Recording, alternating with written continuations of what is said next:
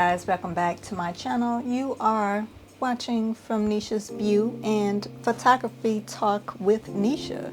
Yes, we're on the photography side of things and we're going to keep it going. Last week we talked about how I shot these natural light photos or natural light branding photos using just natural light and one constant light. We're going to be using one constant light through this, but mostly it will be natural light. And we talked about how I set up my space, which is in a home studio. So if you have a home studio at home, definitely check that out. There's some good little gems in there for you to consider and suggestions that you may want to follow. So part two, we're getting into the equipment. So the camera that I'm using, some props, because I'm a girl that loves props. I love a good prop. So my camera, the settings that I'm going to be using. What else are we talking about? Yeah, the lens, of course, the lens that I'm using. And yeah, just some more, good little stuff that we're going to be going over in part two. Okay, part three, stay tuned for that. We're going to get right in, and I'm going to show you how the pictures came out. You just got to stay with me, stick in there with me. But today we're going to, like I said, we're going to be just talking about the equipment. So I'm going to do a voiceover again and show you the things. So hold on. We're going to get right into it.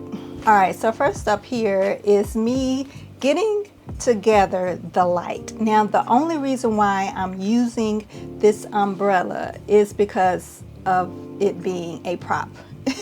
I'm not using this. I normally use this for my studio type of sessions, but today I'm not using it for that. It's all about the props and just making things look a certain way. So at first I was going to use the cover, but then I thought, no, I want the light from the inside of the umbrella, that silver reflection, I want that in my photos as a backdrop.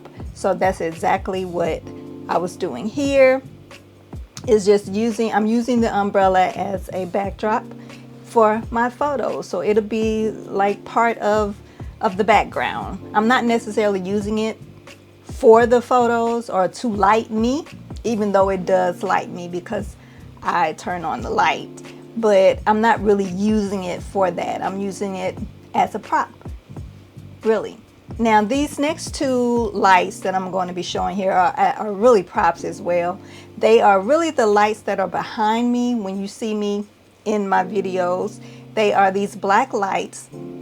I think they call them studio lights. I'll put the name up. I got them from Amazon, of course, but I got them for a shoot last year, but they weren't like how I wanted them to be. I thought they was going to look a certain way, but nonetheless I used them anyway, and this is how they look like. There are two of them, and they came with these stands, which was great. I thought that was pretty good, that you don't have to buy extra stands for the light.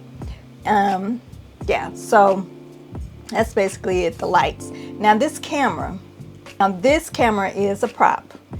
I thought when I found it at the thrift store, because I found it at an antique store actually, and I love to go antiquing because of this. I go to antique shops to look for old cameras, to look for props, to look for just anything that I could use as, background filler for my photos. So this is me just trying to see how I can make it stand, because it doesn't have the screw on the bottom for me to use for my my tripod. So honestly, I was just trying to make sure that it doesn't fall. So next up, I'm just showing here my old trusty remote. I've had this remote so long, and as you can see, it has tape all on it. I'm not giving it up, and unless it just stops working altogether, I'm not giving it up. And also here I am showing the camera that I use. I use a Canon Canon R6 Mark II is what I use. I use the Canon utility software, the digital photo professional software that comes with the Canon camera.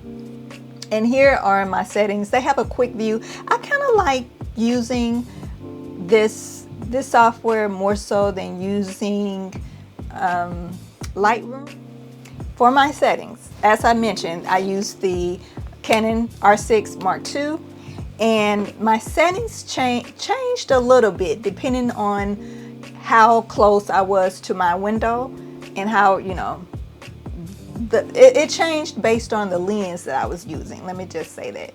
So when I was using the 85mm, of course, you know, it's a closer distance to the camera and to the window, as you've seen in my video where I used the 85mm. For that one, I didn't need as much light, so my shutter speed pretty much was like 130. Now, the reason why I chose 130 for my shutter speed is because I wanted to let in as much light as possible, but still create a type of moodiness with the background.